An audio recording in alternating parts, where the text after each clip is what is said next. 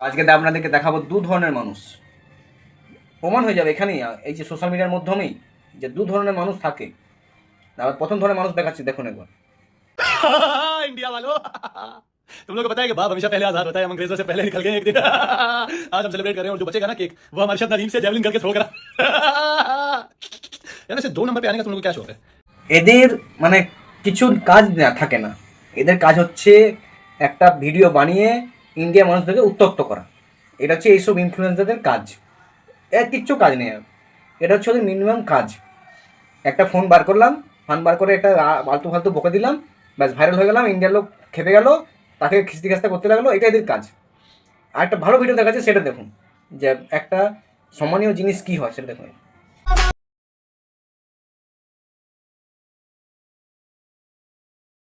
এও বলা একটা ভুল হবে, ইনিও কিন্তু একটা পাকিস্তানের হচ্ছে জওয়ান, মানে হচ্ছে বলতে গেলে সোলজার। কিন্তু সিনিয়রকে কী করে রেসপেক্ট দিতে হয়, স্যালুট করে সেটা দেখিয়ে দিল। সেও তো একটা পাকিস্তানের বলতে গেলে সোলজার, কিন্তু সিনিয়র কিন্তু কী আছে ইন্ডিয়া, স্যালুট করলো তো।